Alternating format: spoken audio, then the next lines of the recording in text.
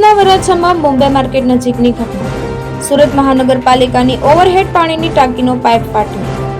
Dam તૂટ્યો હોય તેવી રીતે અડધો કિમનો રોડ પર પાણી ભરાઈ ગયું. બોમ્બે માર્કેટની સામે રોડ પર ગોઠણ સુધીના પાણી ભરાયા.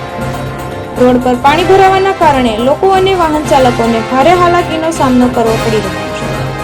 બોમ્બે માર્કેટના સામેના રોડ પર આવેલી દુકાનોની સામે પણ પાણી ભરાઈ ગયા હતા. રોડ પર ગોઠણ સુધીની પાણી ભરાવાના કારણે ભારે ટ્રાફિક જામ પણ સર્જાઈ ગયો હતો.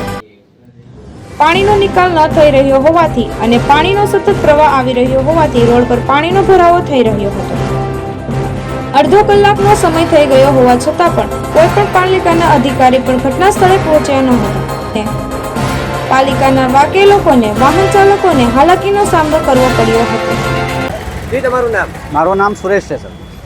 અહીંયા બોમ્બે માર્કેટ ઓલ્ડ બોમ્બે માર્કેટના સામે ગેટ નંબર 1 છે. એના સામે જસ્ટ સામે એસએમસીનો પાણીનો ઝોન છે. જ્યાં પાણીની ટાંકી છે મોટી, એમાંથી પાણીની ટાંકીમાંથી કોઈ પાઇપ ફાટી ગઈ છે.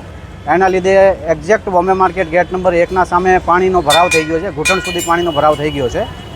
એટલે અત્યારે લોકોને થોડો મુશ્કેલનો સામનો કરવો પડશે, કારણ કે આ ઘૂંટણ સુધી પાણી ભરાઈ ગયો છે. ને અત્યારે લોકોને ઘરે જ આવવાનો ટાઈમ થઈ ગયો છે, એટલે રિંગ રોડ ઉપરથી લોકોને આવવાનો સમય થઈ ગયો છે, એટલે થોડો મુશ્કેલનો સામનો કરવો પડશે. ભાવેશ ઉપાધ્યાય, દ્રષ્ટિકોણ ન્યૂઝ ગાર્ડન.